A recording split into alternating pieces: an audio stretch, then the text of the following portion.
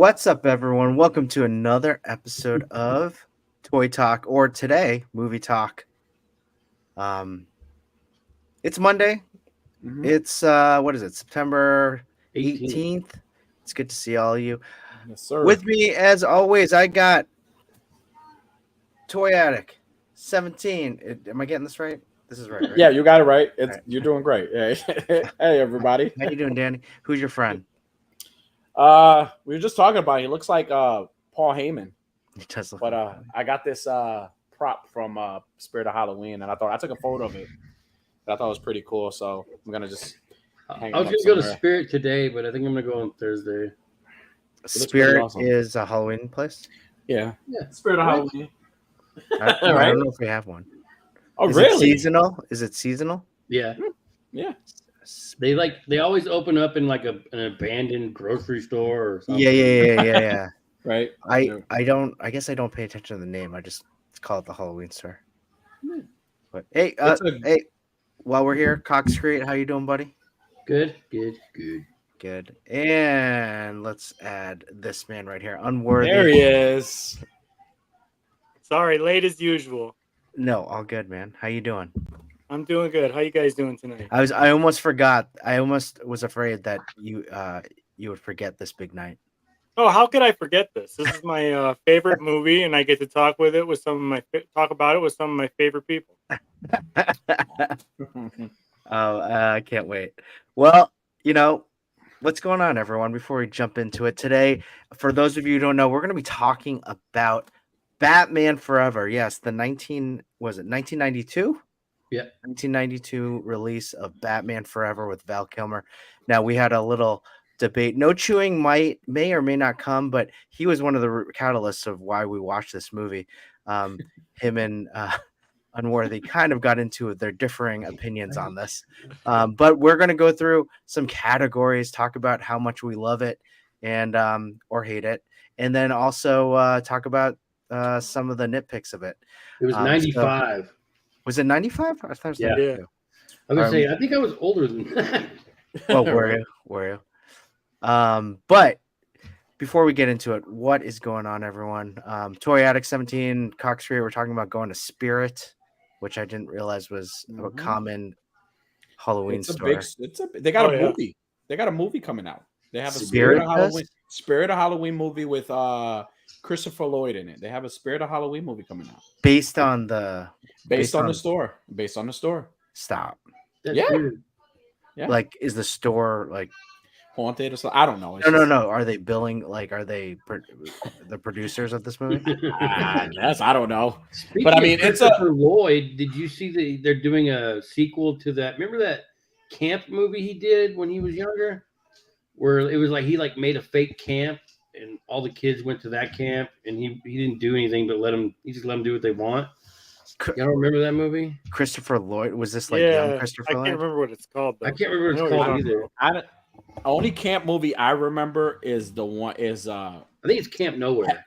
Heavyweights, and then there's the one with the guy that played Heavyweights is a great movie. Heavyweights is a movie. What's the other camp movie with the guy from Wet Hot American Summer? No, it's the guy from Home Alone. Macaulay Culkin? Marv. Yeah, no, not Macaulay Culkin. It's one of the burglars. Oh, yeah. What was it? Bushwhack? Yeah. Was it Bushwhack? I think it was. Camp Nowhere. Okay. I remember. Okay. Yeah. Whenever we talk about camp movies, I always think about the Addams Family Values when they send Pugsley and Wednesday to camp. Yeah. I think that Wet Hot American Summer is really the only notable one that I know of. Oh. And they made a sequel to that one. No, Heavyweights is a classic, though. Yeah, it is a classic. There's always Friday the 13th. That's a nice family movie to watch. That's like after hours camp, though. Yeah. We got a few people in the chat. Cal the Collector, how's it going, buddy? What's up? Machu Toy, he was on the Xbox. Steve Morrow, what's up, buddy? Dude, I've been playing Mortal Kombat 1. Is it good? I hear it's good. My brother sent me today. He was like, man, I was like, damn. I've been seeing a lot of stories spoilers. really good. I've seen a lot of the spoilers though. The like, I just love how they're just reinventing it. Yeah. Yeah. And it makes sense the way they did it. It makes sense. So Did they? And it's like, so was 11 the last one? yeah. So I like what they did with 10 and 11, like just combining all the stories, and then it just reboot from there. Yeah. It's not really a reboot. It's a continuation reboot, kind of. Oh, got it. It's weird. Yeah. 88. Oh no, It was in the Machu was on the box. box like Batman Forever. Okay. Gotcha. Unworthy, what have you been up to, man? Oh, not a whole lot. Working. I tried making some diorama pieces to go with my bat cave that I got from Jedi Jack. So I've been Nice. messing around with that tonight. Trying to do some like destroyed rubble walls. What are you using for that? The wrong stuff, it turns out. I used a nice foam, cut the bricks and the windows into it, made it look nice. And then I used spray paint primer, and it turns out that melts the styrofoam. Yeah. Oh, what are you supposed to use? I guess just like regular airbrush paint or whatever. You can Mod Podge it. If you Mod Podge it, then you can spray paint it. It ended up working out all right because it's supposed to be like a destroyed city scene. So like the melted stuff all dried and hardened, and it still kind of looks like bricks, and it actually works. So I finished painting it gray and then did like a black wash over it, and it almost looks like something that you could give away to somebody. You could charge? Could you charge people for it? No, sir. No, sir. Machi says the aerosol in that spray melts the foam. Got it. I didn't know that until I had the entire thing like heavily coated with the spray paint. I was like, what is going on? Why is this paint so bubbly? But it was actually the foam bubbling. All right. Well, hey, I think we have a lot to talk about tonight. I think this is a way. So we had talked about just some categories in terms of, guiding us through the movie. I think what we'll talk about our general comments of the movie, what we thought about the movie. Then we'll go into categories, and our categories at any point will be the MVP of the movie, the LVP of the movie, the sixth man of the movie, and that sixth man means a small role in the movie, and that can be defined anyway. But every time they were on screen, they were on fire. Best scene, any unanswerable questions that you may have about the movie, and any nitpicks. And then we're going to go into some movie ratings of a scale of 1 to 5, 5 being the best movie ever made, and 1 being, you can even give it a 0 if you'd like. And we'll go through all that. But I hope some of you either are watching this right now, watching Batman Forever as a companion piece to this, or watching on the replay, or just remember Batman Forever. But I know I took my notes, and I know all of you took your notes. I've been bothering you all week. But let's just talk about some things about Batman Forever. I took some notes here. So okay, Batman Returns was released in 1992. Yeah. And that was generally like favorable reviews. People loved that movie, but Warner Brothers thought it was a box office like disappointment. It made $150 million less than Batman, the first Batman. And they thought it was like too dark, so they wanted to go something a little bit more campier. Yeah. So, Warner Brothers say that. Yeah, I know. McDonald's was really upset Too with dark. how Batman Returns went. And so they went with they had no interest in Tim Burton. They went with Joel Schumacher, and Keaton actually was okay to go on. They had a different idea. They were going to do a prequel to the Batman series, and they wanted to do Batman Year One, and Joel Schumacher was all about that. And again, Warner Brothers didn't agree, so they wanted to do a sequel. So they went a little bit campier. And actually, this movie was considered a somewhat of a success. It grossed 184 million in the United States and 152 million in other countries. So it totaled about 336 million. And it turned out to be the second grossing high film in 1995. So Considering all that, it's considered a hit. So let's talk about some just initial. This was the first time I had seen this movie since it had to have been like 15 years for me since I've seen this movie. I probably watch it once a year. Oh, you watch it once a year, really? Yeah, probably. When I watched it on Tuesday, it was probably the first time I had watched it since Sunday. Oh yeah. Oh, and yes, dude, those bring back so many memories. I remember we used to go like every day so that we could try to get all of them, all the damn cups. So how would those be released though? Would it be on a daily basis or I mean a weekly basis? Maybe I think weekly? if I remember correctly, they had like because they did it like in a month span. So I think each week they had one of the four come out, or maybe it was every 2 weeks they had because they had these ones which were like the taller glasses, which looking at them now they don't look all that tall. But then there was like the smaller ones that were almost like coffee mugs. I think they did one tall one and one short one at a time for 2 weeks, and then the next 2 weeks was the next. Yeah, dude, McDonald's was on fire for this movie. Like everything from McDonald's. I think McDonald's was in fire for a lot of movies back then. Yeah, they did so much more. They did so much more for movies than they do now. Like now they introduce like the sandwich. Yeah, they'll give you like if Batman Forever came out today and it was a new movie, they'll give you like a green sandwich. A green, they'll give you a green sandwich or a half and half sandwich. You get a half. You get half a bun and then a half purple bun. Yeah, Two-Face, right? Speaking of McDonald's, remember when that Inspector Gadget movie came out? Oh man, yeah. Did anybody else with try Matthew like hell to build the Inspector? Yes. Was that Matthew Broderick? Yeah.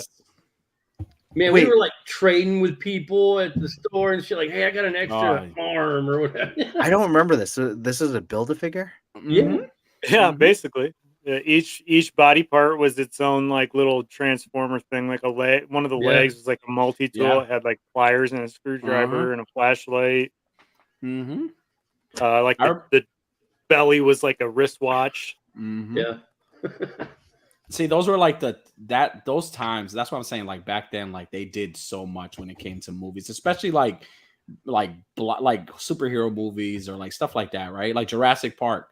Yeah, when Jurassic Park dropped. Or even the Flintstones. They did crazy shit. The Flintstones. Pokemon was like the biggest thing when the Pokemon movie came out. Burger King. They were selling like all the little figures and the cards and stuff. And the cards, yeah. You would get like the little golden cards. Dude, that card's worth a ton of money now. The Power Rangers too. The Power Rangers movie. Yeah, they did big. That was a nice. I still have all those too. I still have all those McDonald's Power Ranger figures in the Zords. I remember there was a time where they were even selling VHS tapes. Yeah, like that's where I got my Back to the Future VHS tapes. McDonald's was selling. I remember we bought Charlotte's Web, the animated movie. We had Charlotte's Web and we had Addams Family, the first Addams Family movie. They were selling those. Sold them? Yeah, they were selling VHS tapes. Yep. Yeah. Oh wow. That's where I got. It was like these glasses. They didn't come in the Happy Meal. They were like a additional. Like I think these glasses were like $6, and I remember back then they were like, "Oh man, $6, that's expensive." I just had to pay. Had to pay $30 to get one, so I could lord it over my sister's head because when we were young, my sister was making chocolate milk out of my Robin glass. And it was like clink, clink, clink, clink, clink. And my mom had a migraine, and my mom came in and like swatted the glass off of the table and shattered it. No. So, like I've always lorded that over her head. Like I have these 3, but I'm always missing the Robin. So I finally bought another Robin.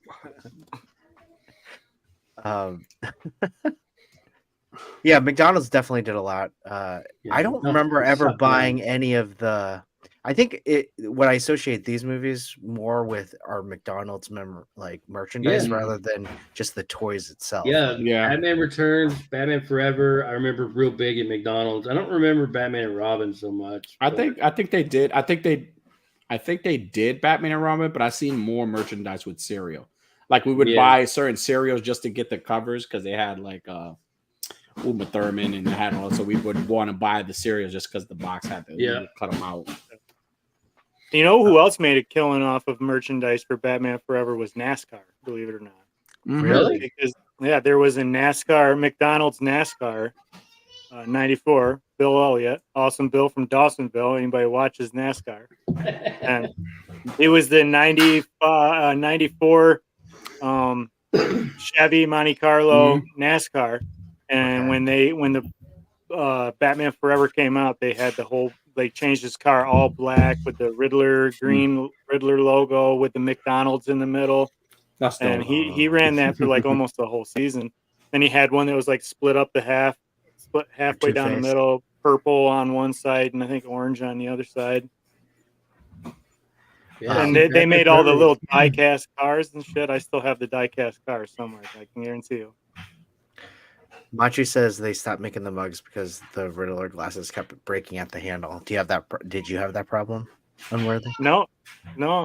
I have like 2 or 3 of each of the Riddler and Two-Face, and I have 2 Batman, and I have another Robin. I think the one thing that was most memorable for me, I was in high school at the time, and I remember this was like a date movie, like with someone that I knew, and when we went, the most memorable thing about it was Seal, Kiss from a Rose. Oh yeah, yes. Yeah. That's the only reason that song's anyway. That song. I've made a few of my kids with that song.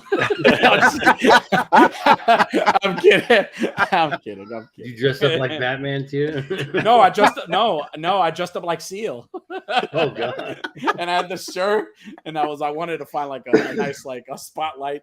He's got like a box fan in the window. cut out the bat signal and just put it on a spotlight and just say, "Baby." He's got like the button up shirt, but it's not buttoned and it's blowing in the fan. Baby, I compare it to a kiss from a rose on the grave. I mean, this soundtrack was it was really good. Great. Yeah, it was great. That U2 song was. I like that U2 song. I could honestly say the only songs besides the Seal song that I would love from a Batman movie, and I'm not talking about like the ones from like the Batman, but like from back then, I love the Smashing Pumpkins song that they kind of remixed. It was for Batman and Robin. They remixed that song. Okay. And they made it darker for the Watchmen movie. And I love that version way more. And I'm like, why didn't you just release it that way? But but it was a great song. Yeah, it's called back. The beginning of the end is the end or something like that. I believe that was the second number of the song. A great theme. But I mean, that's Seal song. You play that right now. Anybody watching, if you're with your ladies, go look up Seal and play the Seal song. You'll see. That's Seal song. And then thank me later. I mean, there was nothing like that song at the time. That was the hottest thing there. Like from the movie. I remember the music video. Seal's like on top of a rooftop in Gotham and the snow is falling. I almost mentioned one of the memorable things because that's one of the questions that we like, the rating things. Mm-hmm. There's this one thing that I've always loved about the Batman Forever movie, and the video showed it as well. But I'm gonna wait till we talk about the movies and do the ratings because that's like the number one. I'll say it. Who cares?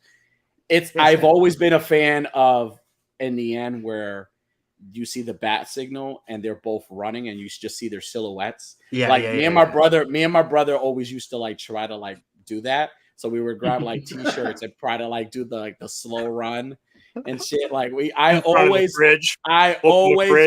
fridge lights shining. I always fucking love that scene because it was just like it was like perfect scene. Like we're just watching them run and you see the silhouette and then the bat signals in the back or the spotlights in the back. I'm like, that is bad. When you're a kid, you're like, that is bad. Now you watch it, you're like, no, not now. I still watch it. I'm like, that is badass. Yeah. That is still good. We'll definitely come back to that because I had some on that too.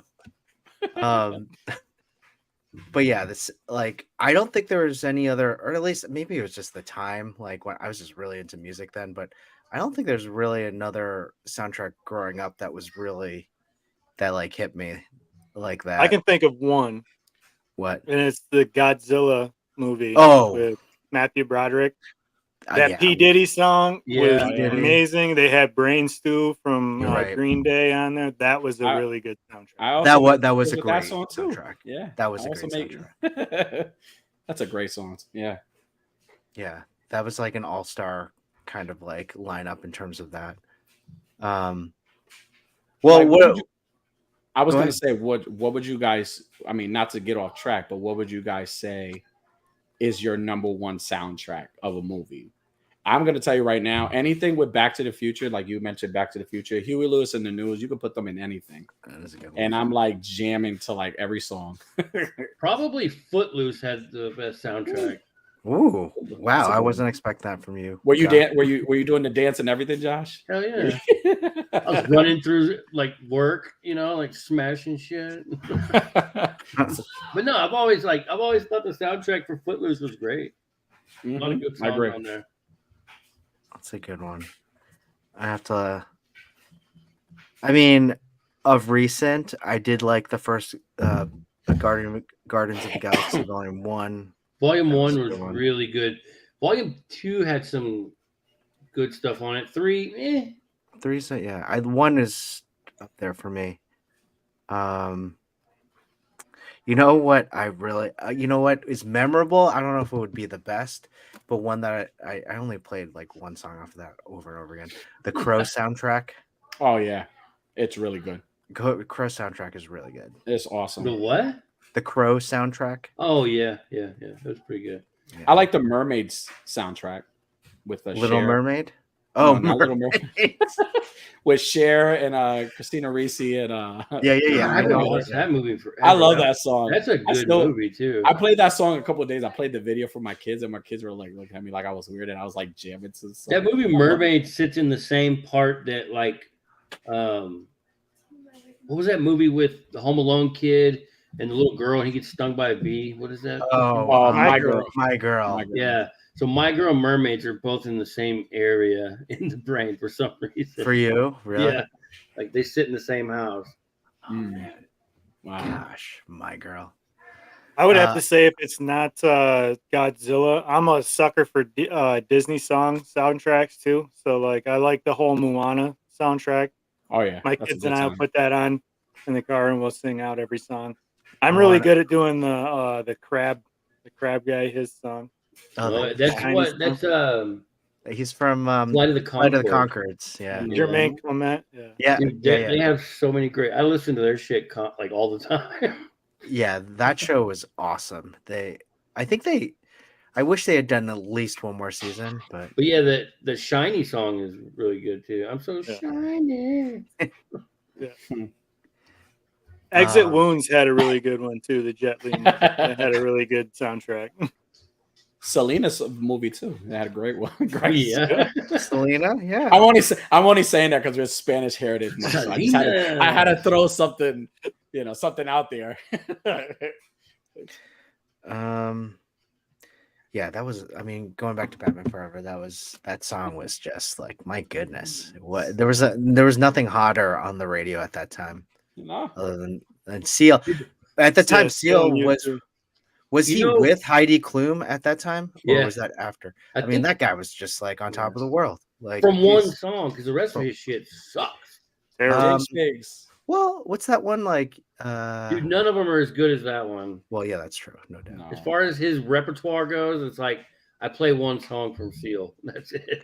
Purple Rain, definitely Dig Fits. Me and Dig Figs just became best friends. You are absolutely right, sir. Yeah. Purple Rain. What? Dig Figs out of here. All this Batman Forever talk, y'all gonna make me go buy that Sonar Batman from Hot Toys. Hey, do it. Dude, I've been eyeballing that thing so much. I was this close to ordering that this weekend. I was telling Danny about that. I wonder if it's very popular though. If maybe if we just wait, we can get a deal on it. I don't know how popular it is. I bet you could get at least 20% off if it stays in stock.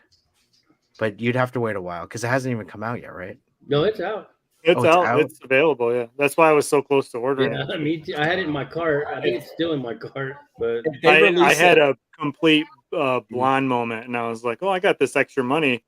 So I was like, I had it in my cart and everything, and then I finally dawned on me. I was like, "Oh wait, no, that isn't extra money. That never mind. Yeah. I'm not paying for it. Well, and if you buy that one, they're dropping the Robin that goes with him. It's like, fuck, man. Now I have to buy There is two. there is a Robin from Batman Forever. Yeah. So if you buy a Batman, they'll drop a Yeah, I'm not on that show yet. But like the only thing I don't like is like the Crocs piece they did on Robin. It's like, what the fuck are you doing? Like he's got it's a bit high on the hips. It's a bit high on the hips, so it really accentuates the difference between the red and the green crotchal piece. It's a little over exaggerated. Well, yeah, plus it's coming out like an upside down banana. He's the boy wonder. Yeah, he's the boy something. It's a boy something. That ain't a boy, that's a man. Hey, it's only about this big, so. Clint Eastwood said the funny thing about the Seal song was released a year before the movie came out and didn't chart until. Oh, really? I didn't realize that. So I'm saying, well, it's the best movie forever. The best movie ever had not come out yet. It goes. So what was everyone's initial like? All right. So what were your thoughts? You revisited, like, I can start, like, honestly. I think the first act of the movie I enjoyed. Then it kind of like so it went in order for me. Act 2, it started to waver for me, and Act 3 kind of fell apart for me. But then I was thinking, and we'll talk about this later, but it was an all-star cast. This was an all-star fucking cast. Like, you got Tommy Lee Jones, you got Jim Carrey, you got Val Kilmer. Chris O'Donnell at the time was like at the height of like his movie star, like stardom. I thought Batman Forever was like put his in there. first. I thought this was like his first big. No, didn't he just come off of what was that big movie that he did? Like Dead Poets Society or something. Yeah, was it Dead Poets Society? I was gonna say because I thought Batman Forever kind of like Ties. He did put him on everybody's map. He's in School Ties. They might put him on my map. I don't think I watched anything he was in. Yeah, I mean, prior to Batman Forever. But that's sad, right? Yeah, well, I mean, anything he did before this wasn't necessarily a kid's movie. No, nobody cared. Nobody really cared after. He could make an Oscar-worthy movie, and you're like, screw that movie. I want to watch him in Batman Forever. But then Drew Barrymore was in it for like such a small role. I was like, I forgot she was in this movie. Nicole Kidman. That was like her biggest role prior, other than E.T. I think Drew Barrymore's biggest role was Batman Forever. Was Chris O'Donnell in Batman Returns? Yeah. Yeah. No, not Batman Returns. No, he was in Batman and Robin. Right, but somebody in the chat saying, is it odd that Robin, Chris O'Donnell, was in Batman Returns and came back in Forever, but Batman was replaced? I think they meant Batman. He was in Batman Forever, and he came back in Batman and Robin. Okay. Oh, yeah. Maybe that's what you mean, Steve. Yeah, that's what he said. Yeah. Okay. Yeah, I was like, holy fuck! I'm gonna have to go back and watch Returns because I don't remember. You had me questioning. I was like, wait, he wasn't in it. I was like, they didn't do those after the credits shit back then, so I don't know. No. That was it back in the day when the credits started rolling. You left. Yeah. Yes, you didn't have to stick around. Get out of there. Theater. So all of you seem to have more familiarity with this movie than I have, and have seen it more. Like I said, 15 years for me at least. I was 8 when this came out, so like you say that like it's a good thing. Chris says that like it's like we just watched The Godfather here or something like that. Chris, come on now. It's a close second, okay? It's a great movie. No, I enjoyed it. Marlon Wayans, I did know this was supposed to be. He still gets royalty from that. Like he filmed scenes, but then they got cut. Yeah, they got cut. They never made it in. So he still gets royalty checks from Batman Returns. See what? Really? Without ever being in it, yeah. That's crazy. What was the storyline in that? Like, how was he introduced? I don't remember how he was introduced, but I do know that Tim Burton kind of put his foot down on it. He's like, we've already got way too many people that we're introducing in this movie. We can't lessen the importance of Robin by having him kind of as like a cameo type character at this point. So he kind of put his foot down, and I think that had a lot to do with, Warner Brothers not going forward with Burton on Forever. Oh, wow. Hmm. So, like, they probably didn't do an origin story, I'm guessing. Yeah, I think they kind of glossed over it. Like, I don't think in the original script, it's hard to really tell what's fact and fiction because of how long ago that movie came out. Mhm. But like, if you listen to Tim Burton, it was like very glossed over, like not a real good origin story. But if you And listen to the other people, they say no, it was an origin story. But who do you listen to? Was he Dick Grayson? I No, think he was Tim Drake. Oh, really? Really? I think he was supposed to be Tim Drake, because he was the current Robin at that point. Oh, okay. Because that was Yeah. when Batman Returns came out. You got to figure that was around the same time Jason Todd just got off. So You know what I love about those movies, and they don't get a lot of credit, like as much as now does, like how they were changing a lot of, like they were diverse in a lot of the main characters, right? Like we get a lot of that now, right? Where we get like characters like the Little Mermaid, for example, right? We had the Little Mermaid and Haley Berry, right? That's her name. Halle I'm Berry, probably yeah. missing- Halle Berry, yeah, she plays her, right? And there was this big old thing, but they would switch it up. But back then they were doing that because even Billy D. Williams was Harvey Dent in the old movies. So it's like in the first, the first two Batmans, he was supposed Harvey. to be Two-Face. So he was supposed to be Two-Face, and it's like they were doing this before. It's like I don't want to get into that conversation, but there's a lot of pushback. Now. No, that's all new, Danny. That's all new. They weren't diverse back in the day. They were great. Listen, they back then they were doing it. They didn't care. They, you had Marlon Wayans who was going to play Robin, but then you had Billy D. Williams who was going to be Two-Face, and we didn't care. Like I was like, but at the time, I think with the character Two-Face, also I really found out who Two-Face really was during the animated series. That's when I was like, okay, Two-Face. Okay, that's when I was introduced. Yeah. Like people who know would know that, that's who he was. But me, I didn't know. I wasn't even worried about that. I think in like the first 15 minutes of Batman Forever when I was a kid seeing Tommy Lee Jones as Two-Face, I remember thinking, who the hell is this guy? Why is he Two-Face? Where the hell is Billy D. Williams? They had set it up to be like they hadn't marketed it specifically to be a sequel, but everybody was going in there with the expectations that this was a sequel. Yeah. So to see Tommy Lee Jones as Two-Face was kind of a shocker, I remember. Yeah, I mean, that's how they got Billy D. Williams to do that role, because he was promised that it would eventually turn to Two-Face. They did it in the comics, in the Batman 66 89. Comics. They 89, yeah. They did the Billy D. Williams Two-Face. So I really wish we had gotten that. You probably did a good job. I think it would have been good. And they rushed it too. Like we get Batman Forever, and it's just Two-Face is already there. There's no you get like a split second backstory on Batman trying to stop the acid throw. Yes. Which, I mean, I know that happens in the comic books. I was kind of like, wow, like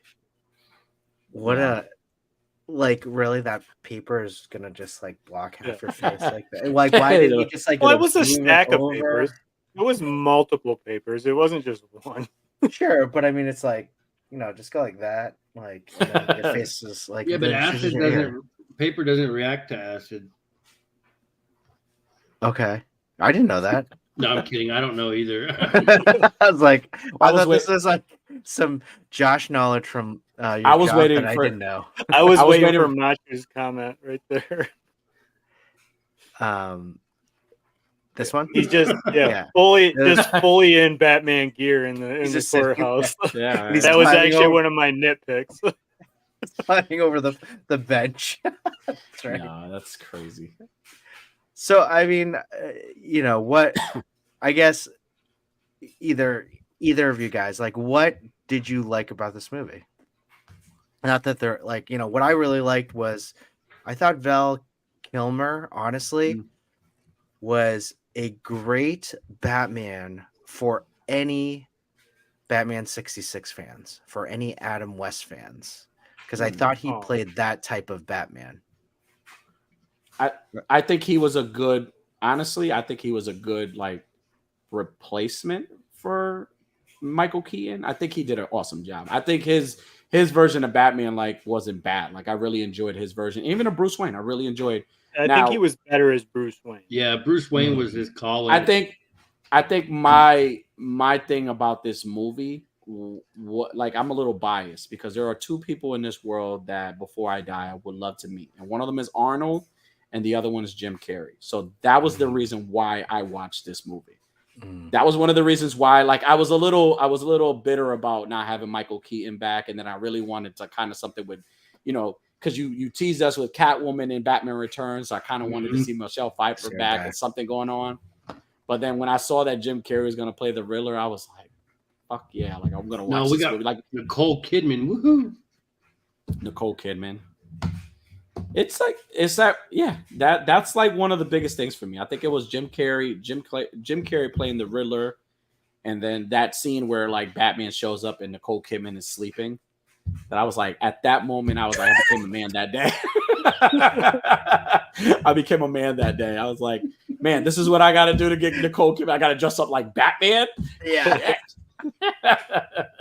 No, but I think the movie overall was fun. It was a fun movie. Again, we were kids. We weren't really thinking we weren't really thinking about like things that made sense. Like even that scene with Batman being in the courthouse, we didn't care about that shit. It was like, that doesn't make sense. But no, we were kids. We were watching a Batman movie and it was fun. It was fun. The characters were fun. I'll go into my nitpicks after, but again, I think Jim Carrey really carried his character in that movie. Like he was every scene. I'm probably just gonna start doing my whole thing, but like, and I probably will repeat. Every single scene he was in, like I was just invested. Like every time, even now watching it, like I always look forward to his scenes because he was like, even like the scene where he went into the Batcave, that's like my favorite one. He goes into the Batcave, starts blowing shit up, and he does the whole. I'm like, we got Ace Ventura and the Riddler mixed in one. This whole scene. So he was great, man. Like I think it was a really fun movie for what it was, I can't really say too much about watching it this week versus watching it when I was younger because like I watch it all the time. It is one of my favorite movies. I'm not just saying that because we're here talking about it. It is actually one of my favorite movies of all time. So I watch it quite regularly. My kids like to watch it with me. But I will say watching it as an adult versus when I was a child watching it, it is quite different. But I think it's one of those rare exceptions in movies where watching it as a kid versus watching it as an adult, I think it's aged well. I don't think there's any kind of crazy shenanigans that happens that you watch it now as an adult and think, oh man, they'd never get away with that. Yeah. Putting this movie out today, you wouldn't get away with it. I don't think there's really any of those situations. I will say it wasn't until I was an adult that I started with my nitpicking about this isn't exactly comic book accurate or this isn't comic book accurate. I remember as a kid being thoroughly entertained with it, and as an adult, I'm still thoroughly entertained with it. So I still think this is one of the best Batman movies to ever come out. I wish No Chewing was here so I could say that to him as well.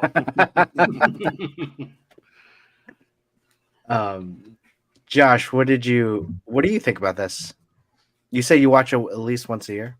Yeah, probably. I mean, I love it. Like I said, this was like I was 1 year old when '89 Batman came out. So that's and then I was really little when Returns came out.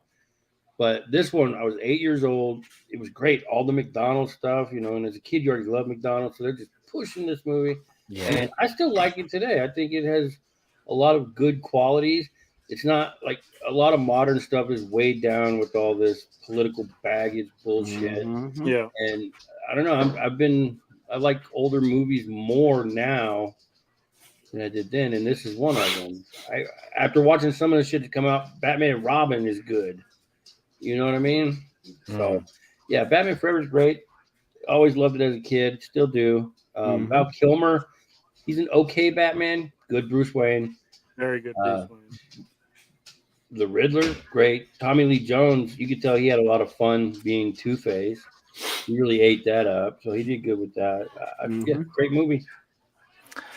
So Toyota kind of talked about it, like who won the movie for him, who was his MVP. We can go into that now. So your MVP, Toyota, was Jim Carrey? Jim Carrey is my MVP in every movie. No, he's definitely my MVP in this movie. Every scene, like he made it fun. Like he reminded me so much of the Adam West Riddler. Like he's just, it's like he was Riddler, but he was like his own, like he was Jim Carrey's version of the Riddler. Like I love that. Like he was fun. He was a lot of fun, and he wore the hell out of those suits. Like those suits with the question marks. He wore the hell out of those things. Like I think me and Unworthy were talking about this earlier. He was talking about a costume, and I was telling him, I was like, "Yo, dude, them things were dope." Like it's like he was like real flamboyant, but like he was like so funny and everything. You know, that's I another almost thing. bought a fucking Riddler costume just for the night. I went to Spirit of Halloween to get some prices on some other stuff, and I seen the Riddler tuxedo Riddler suit, and I was like, "Oh, I'm gonna buy this just to wear it tonight. It's the only time I'll ever wear it." But I did. Just digressing from our topic, one thing that I really loved about the movie are just the costumes. Like, yeah, like by far, I think that Robin costume is the best thing I've seen, like in a Batman movie. I think that Robin costume is near perfect for me. Well, and then like speaking of costume, I like how they started the movie with the old costume, kind of with the with that logo, and then by the end, the sonar suit was his own thing. It was really cool. Yeah. I'm a sucker for any costume upgrade at the end of the movie. Like, I'm just glad they didn't start it at the beginning like they did with George Clooney. Is that what? Wait, say that again. George Clooney starts his movie with a brand new suit. And then doesn't he get a newer suit at that? Yeah, he gets another one later. Yeah. Machia says, "Can I also point out when Bruce first meets Chase and he crashes through that heavy ass door and then picks it up like it was made of foam? He did pick it up like I was like, that is a really just light door." Steve Morris says it was kind of like a real life cartoon where the colors were cartoony. Well, this is where I think, like, honestly, if you were a big fan of Batman 66, you would love this movie. I think. Oh yeah. Like, I personally think if Batman 89 and Batman Returns, this was an unanswerable question for me, but if they were never made and this was the movie that came out as like the very first Batman movie, like I think it would be highly regarded in the Batman movies. You would be waiting 3 years for a Val Kilmer Batman from Mesco. not a Michael Keaton one. Not a Michael Keaton. Yeah, exactly. Yep. It's Batman Forever. It's supposed to stand the test of time. Yeah. Maju Toy says, whoa, Batman and Robin and good in the same sentence. That's a hot take. You know what? I also like Batman and Robin. I'm biased with that movie too because Arnold is in it. And I don't care how bad of a Mr. Freeze he was. I liked Arnold in that movie. What I'm saying about Batman and Robin is it's not a good movie, but compared to some of the trash we get nowadays, it's a great movie. Okay. I agree. I mean, I'd have to go back. I did like Arnold Schwarzenegger and Uma Thurman as Poison Ivy. It was a fun movie. It was just fun, you know. I really like the take on Bane and Poison Ivy being together in that one, like the like her minion or whatever. Well, really cool. Any movie that they start off in the opening fight scene playing ice hockey, come on. Come on. That's a good I know it's allowed now, but like it's kind of like I don't want to be the guy in the movie theater watching Batman Forever, Batman and Robin, and yelling at something that I don't like when it's like made for kids, right? It's like go and watch the Ninja Turtles movie now, and they're surrounded with a bunch of kids, and you're like, that's not April O'Neil. All these kids are going like, what's this weirdo? Well, that's what I liked about like the new Ninja Turtles did it right. They didn't shove it down your throat. April was just April. It's okay. Yeah. So Yeah. anyway, we're not talking about turtles tonight. So MVP, Unworthy or Josh? Tommy Lee. Tommy Lee Jones, really? Yeah. Okay. And by the way, I'm recording all of these answers so we can look back on it on another day. When we revisit this in another 10 years. Yeah, I figured every now and then we'll do a movie talk, and it would be nice thinking like, you know what, you rated this last time. Mm-hmm. I will. I'll keep a tab too on how many times I watch it between now and that 10 years. I bet you it's a lot. I would have to say my MVP for the movie was Chris O'Donnell. Oh, really? He did an amazing job as Robin. Not so much in his acting skills. He wasn't a very good actor, but the story of Robin throughout the whole movie was pretty good. He's a very redeemable character in that movie. He goes from starting off wanting Two-Face dead at all costs, like no matter what, and then by the time he actually has his encounter with Two-Face, he's matured, which he didn't really have too many action sequences to have matured, but like I'm glad that they still did that story arc where he saves him rather than lets him die, and then it blows up in his face. But honorable mention does go to Tommy Lee Jones. He is my second. Okay, I'm gonna put that down as honorable mention. I bet we all have the same least valuable person. Well, hold on, we'll get there. I don't think we do. I don't think we do. Probably not. I don't think we do. I actually agree with Toyatic. As much as like I didn't enjoy some of his performance, maybe I'm just not like big into the over exaggeration of Jim Carrey. I did think he was the MVP of the movie. The movie was about the Riddler, basically, for me, and I thought he did a great job for his entire transformation of the Riddler from Edward Nygma. I did enjoy that piece. Sorry, Tommy Lee. Yep. Okay, let's go into the LVP. Josh? Who do you think it was? Nicole Kidman. Okay. Her whole character was pointless, and the movie would have been exactly the same without her. She offered nothing. She did nothing really, other than to be Batman's little bit of romantic interest. They should have brought Kate Kate from the first movie. Yeah, they should have. Basinger or something like that. Kim Basinger. They should have brought. It was like that. Hey guys, we have Nicole Kidman in this movie too, and that's it. Nicole Kidman, though. You're not wrong. Yeah, you're not wrong. I think she did bring something to the story as far as making Bruce Wayne, get into his. Oh, I'm gonna give it all up. I'm gonna stop being Batman for this piece right here. Yeah. I mean, it kind of gave it a little bit of levity, but it was very short-lived levity, nonetheless. It's like half a scene. Other than that, she's just like watching him go away on the rooftops and kissing and watching him leave. The black rubber scene where she squeezes the rubber pectorals. Yeah, I mean, I wasn't thrilled. I wasn't thrilled with her character. Period. Like, I thought, I didn't think she was like totally useless of the movie. I don't think, but she was eye candy for the movie. She was just like damsel in distress. They needed one. Yeah, I just wish there was just a little bit more to her. That's it. Yeah. What I'm saying is, like, they used her to be like the ending thing that he needed to save. But anybody that knows Batman knows that could have been any citizen in the same spot as her, and he would have done the same random thing. Gotham City resident. Yeah, or he would have behaved the same way. So, but it's such a common like trope too. Like Spider-Man had that too. Like fall in love with the hero, even though your best friend is like the hero, but you don't know it's the best friend. Yeah, I don't really knock her too much because she was introduced in some of the comics, like the newer comics. She was introduced in it. She was in it. So it's yeah. Uh-huh. Which storyline? I can't remember. I know there's a story where she plays pretty heavy in Batman Endgame. Actually, yeah, she's in some of the stories. So I won't knock her too much because she is part of the. Oh, sorry, no, I'm wrong. It's not Batman Endgame. But yeah. Well, Okay. mine is not Kim, Nicole You mean Kidman Nicole? or Nicole Kidman. Right, I was thinking about Kim. No, mine actually, believe it or not, mine was Tommy Lee Jones. He was my least favorite in the whole movie. Shame on you.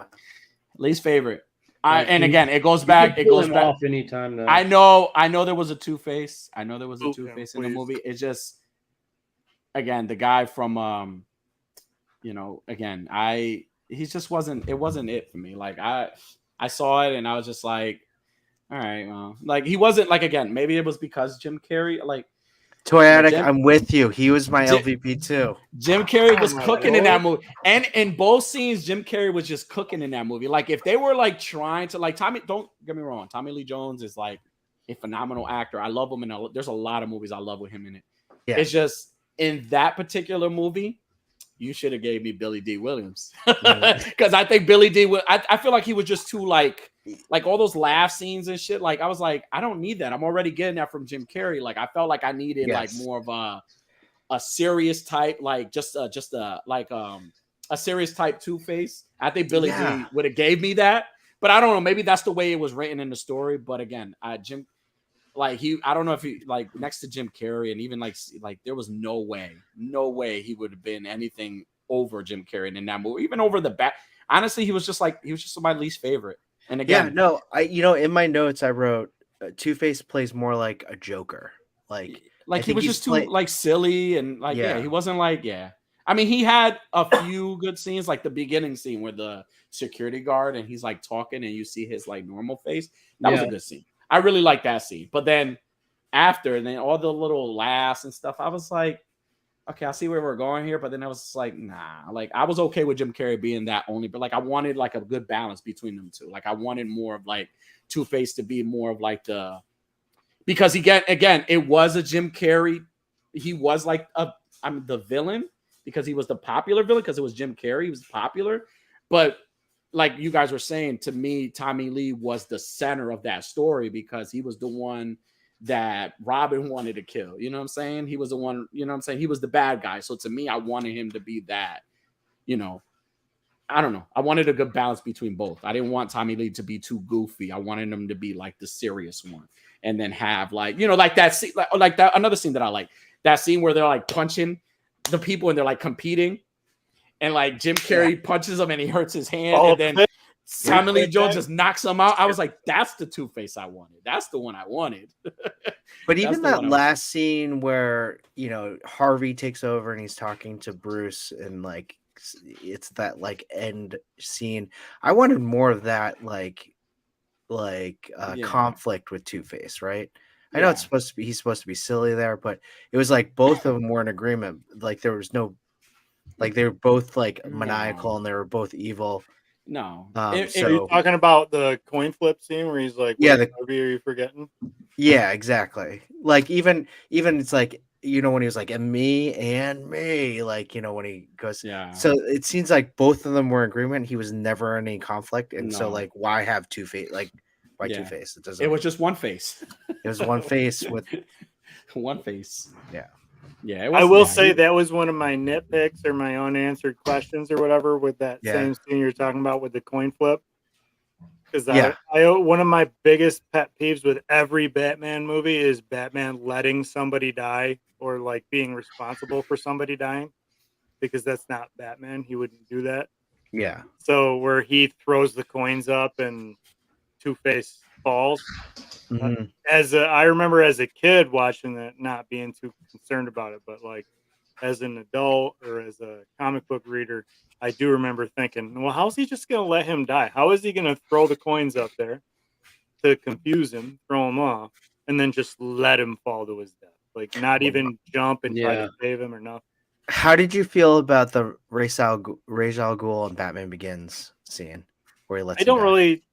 This is probably going to be a hot take, but I don't really like too many scenes of any of the Nolan movies. I don't really. Not even Dark Knight. I feel like that's too much. I mean, Batman should be ruthless. He should be, out there just punching people's faces in. But letting people die or making a conscious decision to not save somebody, it doesn't resonate for Batman, the character. I agree. Those three were not my favorite. And those ones are definitely in the Batman versus Superman and like all of the Batfleck stuff. Like it's full of those controversial scenes where it's like Batman wouldn't allow this, he wouldn't do this, Yeah. he wouldn't behave this way. Well, that's why So that I new have a one hard time enjoying any of those. with Pattinson was so good because it was like serious like Nolan, but he didn't let the Riddler die. Right. So, Yeah, he's all about punching people's faces in, but Yeah. he's not going to punch them in until they die. Like you can watch that one fight scene in the warehouse with Batfleck, and he kills.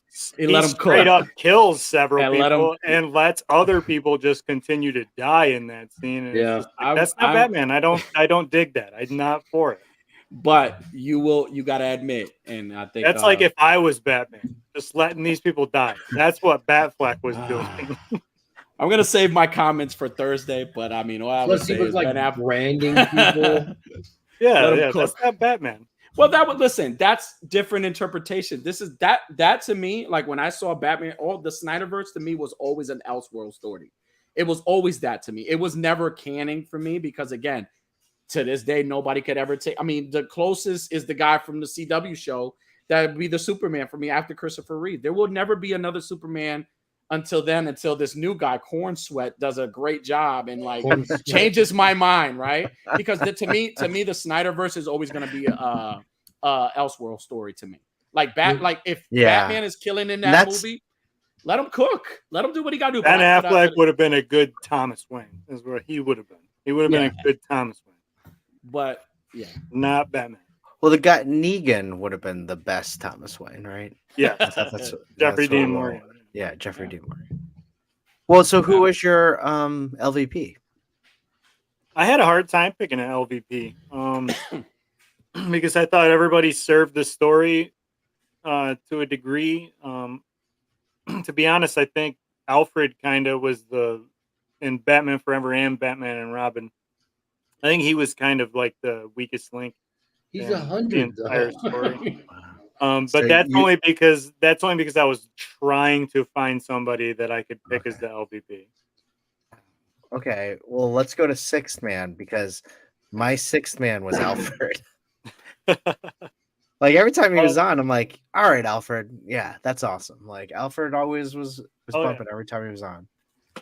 I went with Chase Meridian for my Sixth Man. She wasn't in a whole lot of scenes, but when she was in the scenes, I did feel like she kind of progressed the story, especially with Batman's inner conflict. And maybe this is just the comic book Batman lover coming out of me, but like she kind of served as that weighing point for him, where he is Bruce Wayne and he's flirting with her. And she's like, sorry, I'm in love. I can't. And then he comes and he hits on her as Batman. She's like, sorry, I thought I was in love with you, but I'm not. I'm in love with somebody else. And then he does that little smirk before he jumps out of her balcony. Yeah. I felt like she was in a lot of scenes. So maybe she's a reach for Sixth Man. But I did have this note. Bruce Wayne getting denied, asking a girl to go rock climbing. Story of my life. All right, Chase Meridian. Okay, how about you, Danny? Honestly, like this is really stupid. They really had like one scene, but I was really happy because I really used to like them growing up. I love the hell out of M Vogue in the movie. Wait, M Vogue was the girl.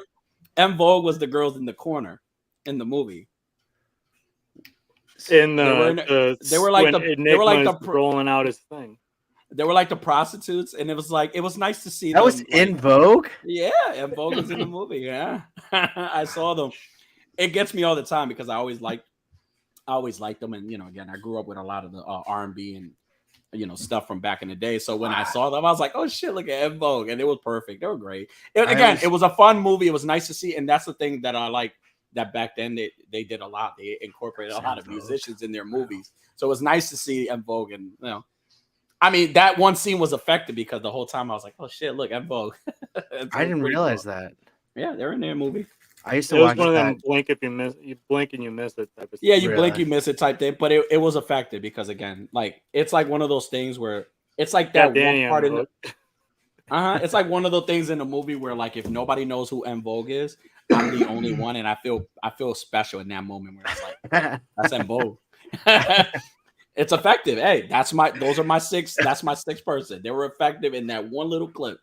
I always watched that Never Gonna Get It music video. Like What? when it was on, it was on every day. Every Uh-huh. day I watched it. Yeah, it was a great music video. Yeah. Wow, In Vogue. That's great. I gotta rewind that. Josh, how about you? Six Man. Commissioner Gordon. Oh, I knew you were gonna pick him. He was good. Yeah. He's always been a good Commissioner Gordon. Who is that guy? Yeah. Mm-hmm. I love the scene where he Chase Meridian puts up the bat signal just so she can flirt with Batman. She does the whole rubber chest thing, Yeah. and Commissioner Gordon busts onto the roof in his fucking night robe. Yeah. Yeah. Like He's like, I saw the old-timey, signal. What's going on? like the Christmas Carol, like night robe. Yeah. That's all it takes, man, is to be Batman or Val Kilmer, one of the two. I love when he goes just deadpan. He says, "It's the car, right?" Shakes big the car. Best scene. Ugh. For me, it's the beginning one where Tommy Lee's got the security guard in the bank vault with the acid. I don't know. That's my favorite. Yeah. The opening scene there. That is a good scene. I gotta say, my favorite scene is and this goes back to my MVP and like my honorable mention MVP, is the fight scene at the very end with Robin and Two-Face, where Robin has the option of just letting him fall and die. Yeah. And he doesn't. He saves him, and he's like, and then Batman just does it for him. Yeah. But when he pulls up Two-Face and he's like, "I'd rather see you in jail," and like that's why I think this version of Robin was such a breakout role for Christopher O'Donnell, because that's how Robin should act, and so that's always been one of my most favorite scenes. Is I wonder if that was noble but dumb, and then he puts the gun in his face. If that was the ending they originally planned, and then the whole coin thing was an add-on after. Because it kind of seems dumb to save him then kill him. Yeah. Like within 20 minutes. So, yeah, not even. I think it was like a whole 8 minutes in that scene between Batman trying to go up the chute of the island that's raising up out of the water. And then Robin gets captured, and now he's all of a sudden in one of those tubes. Like that whole time. Like they undersold how long it must have took Batman to actually rappel up the thing and knock the spiky deal down, because they had all that time to get Robin duct taped and bound and gagged in another tube. And like if their plan was hinging on that, boy, did they just catch it by the teeth. Because what if they were like, you could save Chase Meridian, and then they drop the curtain and Robin's standing next to Batman, and they drop the curtain. He's like, or this empty tube. Screw her. She's a tease. Come on, Alfred in the tube. Alfred and then Riddler's like, where the hell is Two-Face? He was here just a few minutes ago. What the hell is this all about? Oh, man. Danny? I want to say, because Macho had mentioned it, I want to say it was this is mine laundry, too. The laundry scene, but it's not. After watching it again, it's the scene where the Riddler infiltrates the Batcave and he starts tearing shit up. That is my scene in that whole movie. I love that scene. It's like everything. It kind of reminded. It was a nice little. To me, it was a nice little callback to the Joker tearing up the museum. So it was fun. You know what I'm saying? Just him like throwing all the little bat grenades and stuff and blowing everything up. It was perfect. It was great. I have to say, at least I guess best scene isn't necessarily how I would define it, but definitely most memorable. Because I had trouble like kind of categorizing best scene for this one.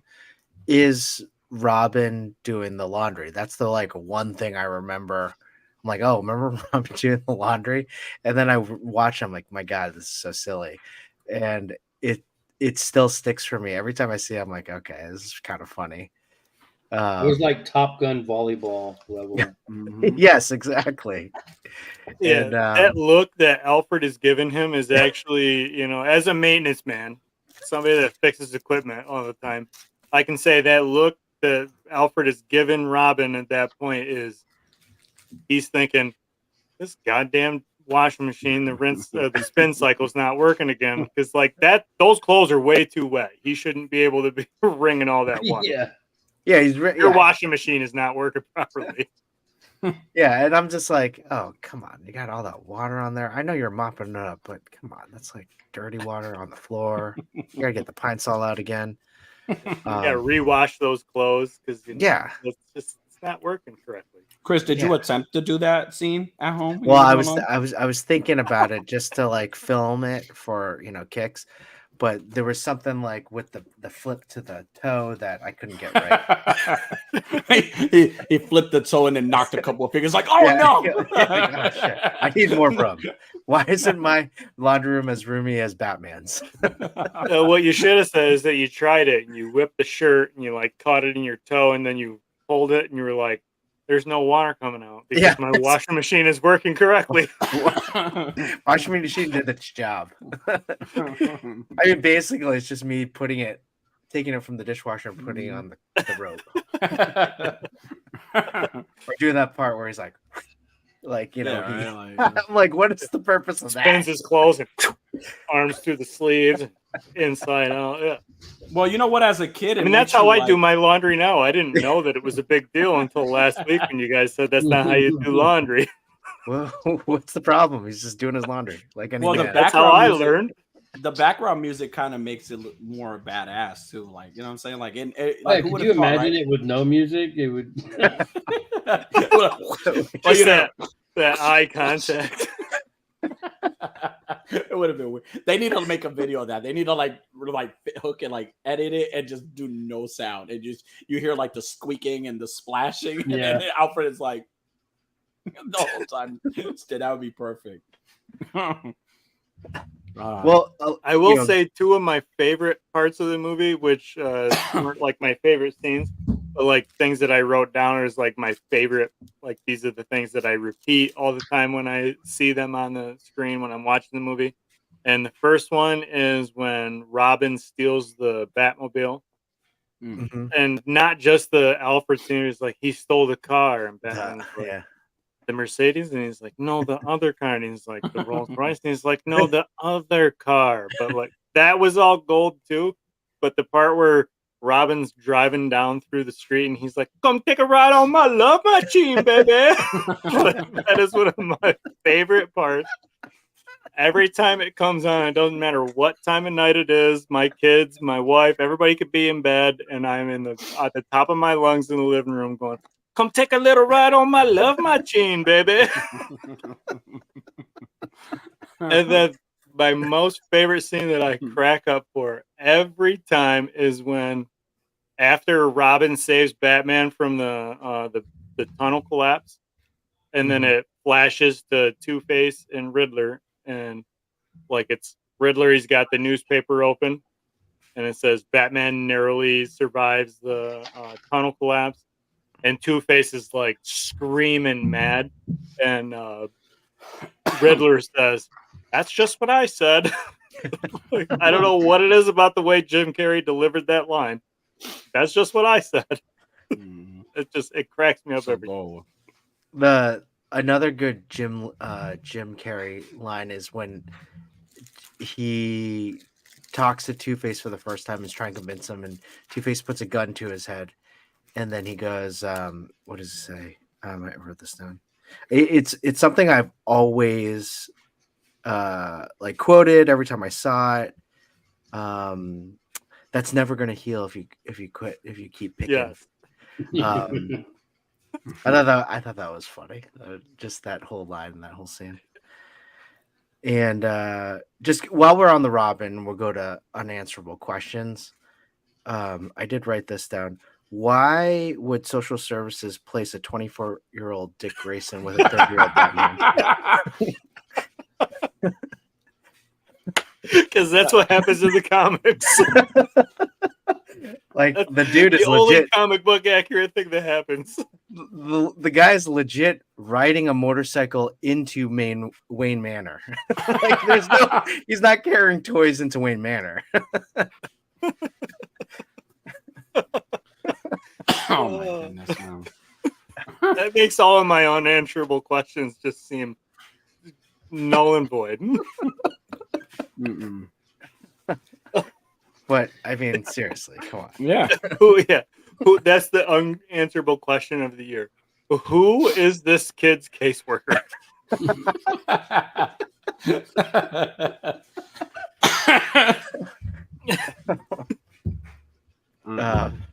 Well, any others? I mean, I guess the others for me were like, I think this would be a more revered Batman movie if it was like a direct sequel to like Batman 66, right? The reboot of Batman 66. It was definitely a nod to, you know, when Robin says "holy metal,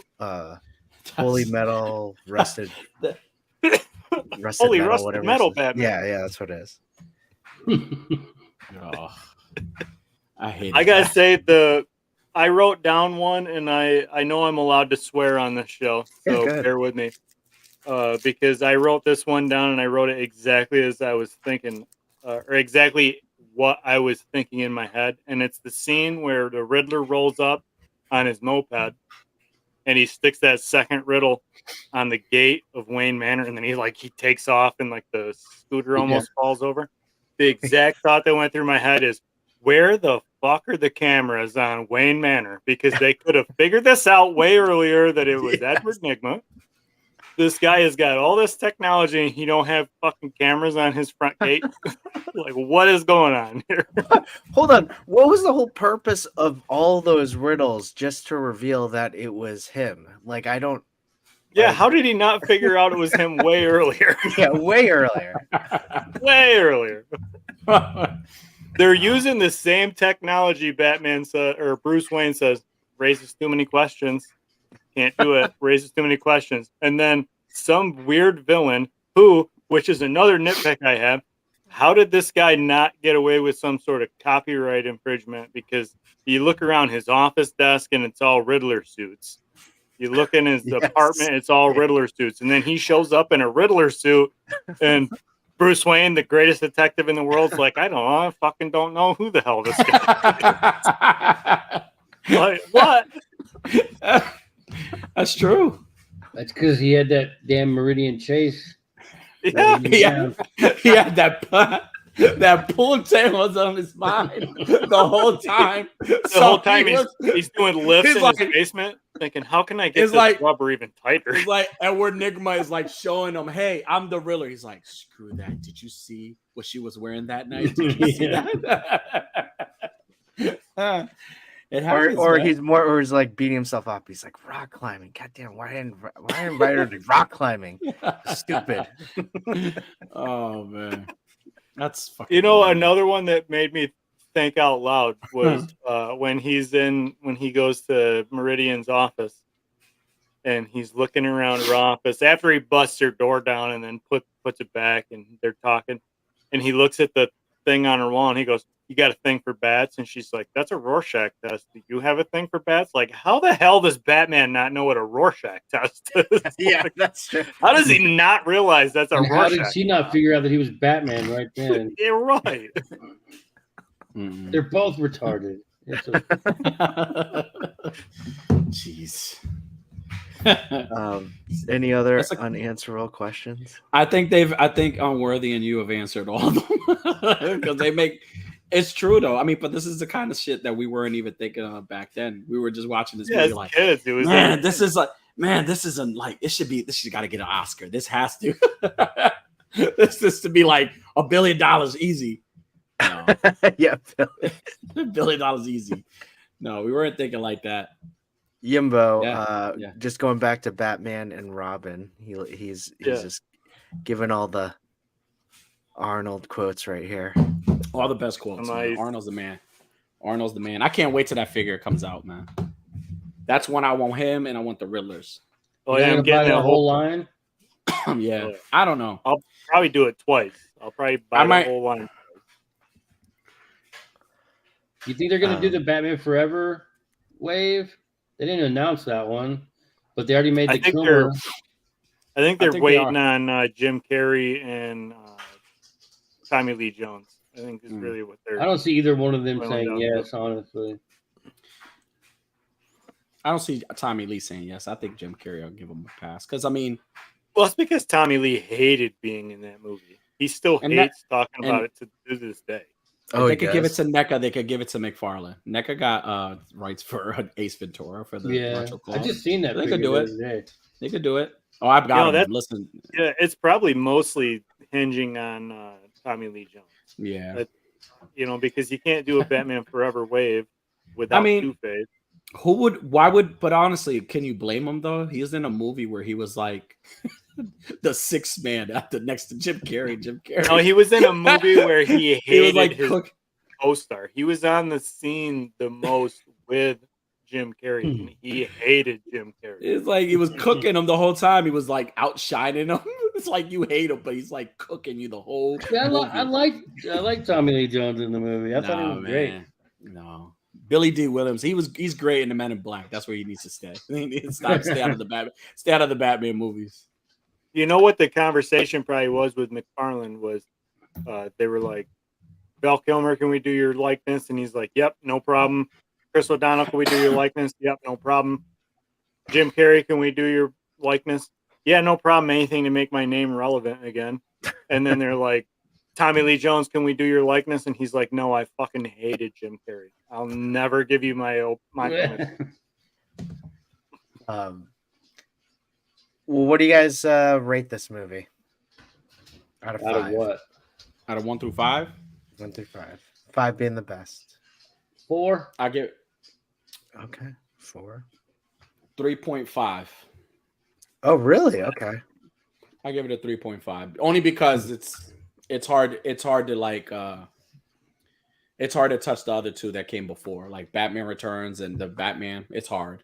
Like those movies, like kind of like when you watch, like you remember those movies and you like them. Like I love all of them. I don't care even if they're shitty or not. But like when you think of like all the movies, like to me the most memorable ones are the first one because Jack Nicholson to me is even over Heath Ledger. I love Heath Ledger's performance, but Jack Nicholson is still my favorite Joker in a live action movie. Still my favorite one. And they had the Prince soundtrack to go with it. Prince so it works. It works for me. So, and then Batman Returns, Danny DeVito did a great job. And then Michelle Pfeiffer was also dope. I mean, talk about Paul Rubens. Are you going to mention Paul Rubens? You love yes, Paul Rubens. Yes. Paul Rubens was the Penguin's dad, and he was the Penguin dad in the Gotham show. Yes, rest in peace, Paul Rubens, man, the legend to many. Unworthy. I penciled in your score, but let's hear it. I'm going to go with what Cox said. I'm going to go with a 4. It could have been a 5. And I think if you asked 8-year-old, 9-year-old me when this movie came out, I would have gave it a 5. But there's too many nitpicks now as a comic book fan of Batman that I get hung up on every time that I watch it, which is all the time, as I mentioned. But I would say 4. It aged well. It's still a good movie. I have no complaints about this, other than that I noticed in the chat here that we have not kicked Fantastic out for his opinions. They're not appreciated. Fantastic can get on out of here. So now I want to give it a 5, but as a man of principles, I'm going to stick to. You know what? I'm gonna have to say, for me, 4. I will be giving it the lowest score out of all of us. I will say a 3. Now, oh my lord, that's not bad. Like, to be honest, like I would say if it was anything below a 2, that's bad. For me, I think, you know what? 3.5. 3.5. 3.5. As I think about it, That soundtrack was just such a big part of my life. It was really time. one. It was really just one song. That one song. Okay, that here, one okay. song. Yeah, when I say soundtrack, I mean the Seal song. Just Seal. Just Seal. I thought you were gonna say a 3 because you attempted to do the laundry scene. I mean that laundry scene. Come on, can we all just? I was about to say, can we all relate to that? We can't really relate to that, but No. it's just how is that scene not parodied more in like? I'm gonna attempt to do that. I'm gonna attempt to do that scene. I'm gonna try to do it. I'm gonna get some wet clothes. I'm gonna take them out the washer, and I'm gonna try Just to like put them in your sink, soak them, and then do it. So then do all the like cut scenes. Let's see. I don't know. I'm gonna try it. So as my son is staring no at me. music, no music. Yeah, you got to get your son to do that. I gotta have my son. He already wears glasses, so I could just have him stand there like with the mop or something, just staring at me as I'm doing it. I'm gonna do the whole like. Oh, yeah. That's the other thing. That whole scene, Alfred's already standing there with a mop. Like, so in the back of his mind, he's thinking, "What an asshole! We go through this every Tuesday." Like you wait for his like stare to be like some sort of look of like being impressed, but it never changes. It's always like never. Oh my God. He is the most nonplussed human being in the world. Yeah, I'll give it 3.5. I honestly, there's nothing. There were no points where I'm like, oh, I gotta shut this off. Definitely not that. So, and it was a fun movie. It was a fun movie. Yeah, and a good time. It's still up there in my top 3 Batman movies. Mm-hmm. Yeah, I agree.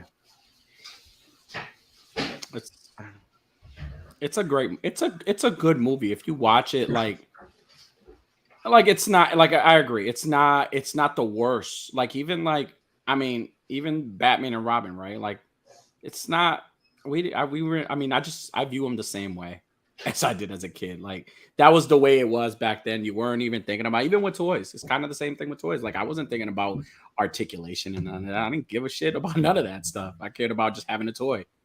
So like that's what it was back then. You could watch a movie and not even pay attention to unanswered questions or little silly things like that. You weren't even thinking about stuff like that. Like look at the Ninja Turtles movies now. I'm going back to Turtles, where you watch the movie now and they show you how people like how the camera people are visible, and like that scene with Donatello, you could see the person's mouth under the mask. Like you could still see that in the movies. Like had nobody mentioned any of that stuff, I probably would have never noticed.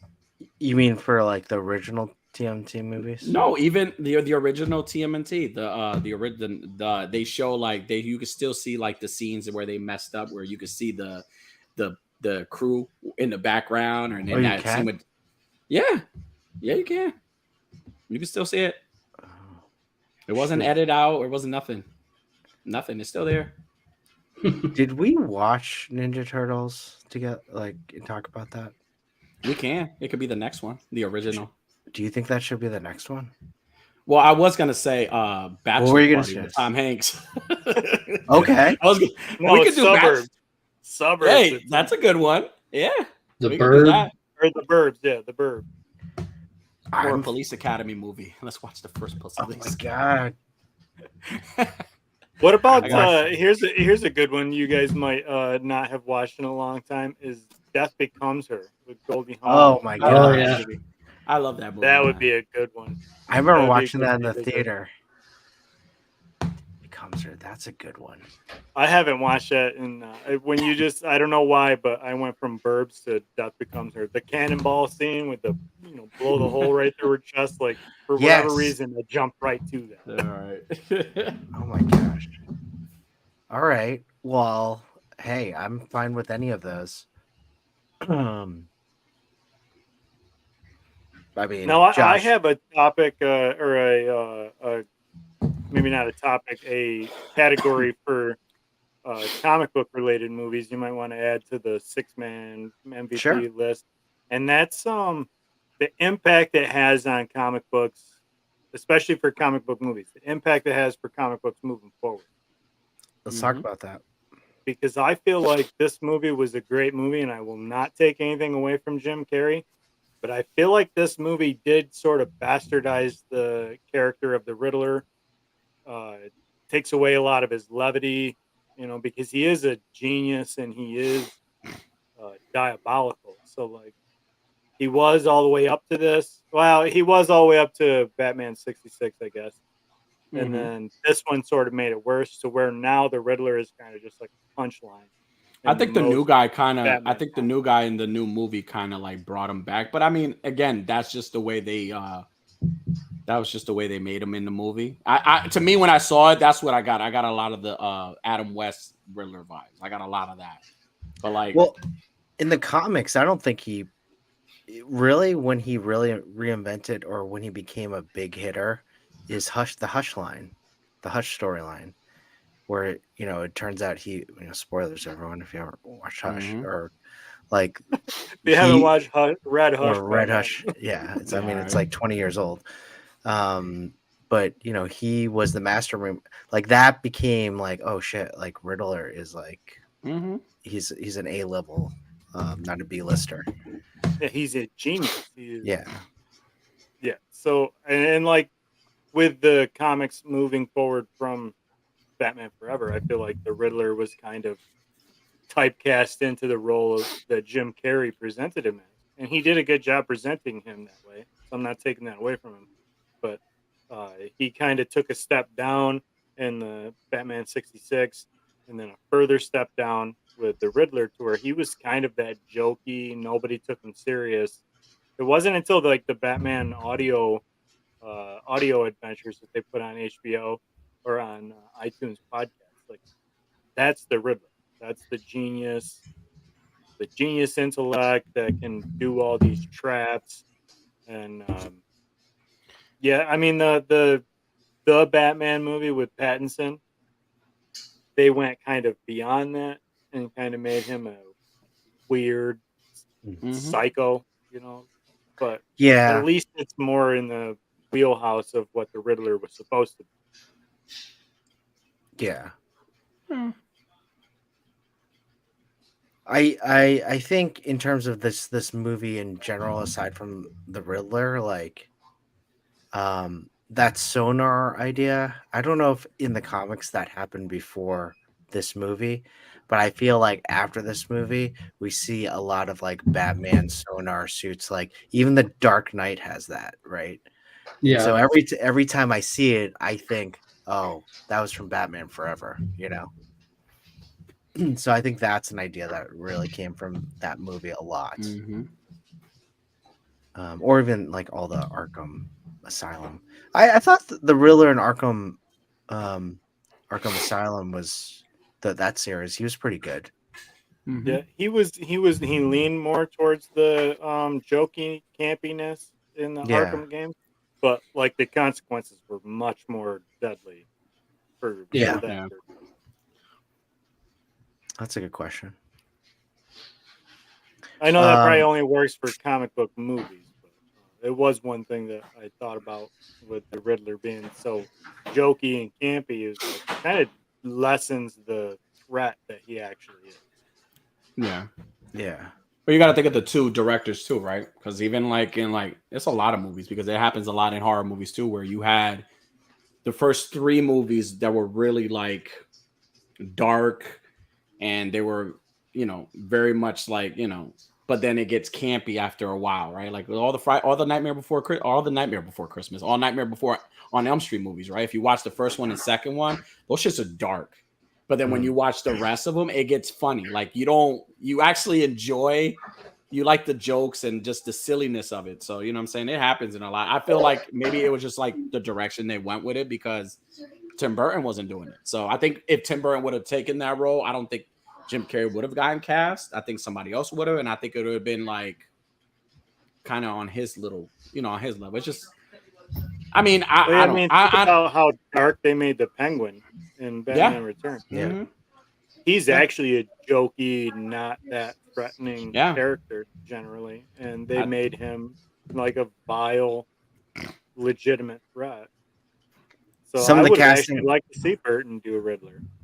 some of the casting call pieces was that Robin Williams